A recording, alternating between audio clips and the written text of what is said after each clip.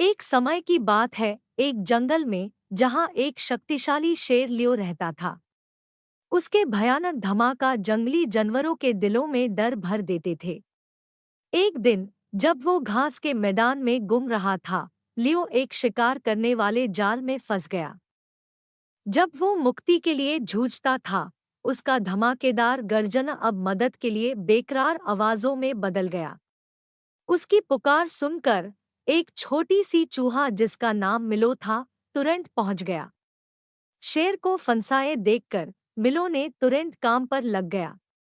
उसने पूरी शक्ति से रस्सियों को काट कर लियो को आखिरकार मुक्ति दिलाई। मिलो की मदद के लिए आभारी लियो ने चूहे को दिल से शुक्रिया अदा किया।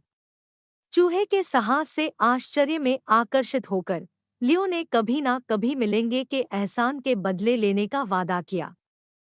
हफ्ते बीत गए और लियो ने मिलो के लिए अपना वादा भूल ही गया। पर एक दिन जब वो शिकार करने गया, लियो फिर से शिकार करने वाले चोरों की जाल में फंस गया। मुक्ति के लिए असमर्थ हो गया, लियो एक निराशा की आवाज निकलता रहा। एक पहचान की गर्जन सुनकर मिलो को यह पता था कि वो क्या करना चाहिए। हलचल करके जगह पर पहुंचते हुए मिलो ने जल्द ही जाल को ढूंढ लिया और रस्सियों पर चाबुक लगाने लगा। अपने छोटे से आकार के बावजूद मिलो का दृढ़ निश्चय था।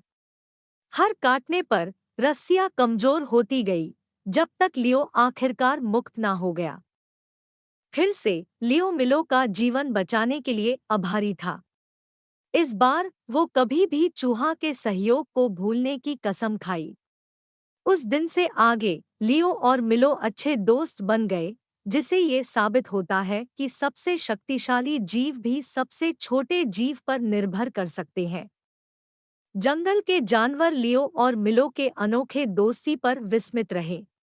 उन्हें ये सीख मिली कि असली शक्ति सिर्फ शारीरिक ताकत में नहीं होती, बल्कि दयालु और संवेदनशील कर्मों में होती है। और इस तरह लियो और मिलो की कहानी जंगल में फैल गई, जो हमेशा याद दिलाता है कि कितनी ही छोटी क्रिया, कितनी ही छोटी सहायता कभी भी अनजान नहीं रहती।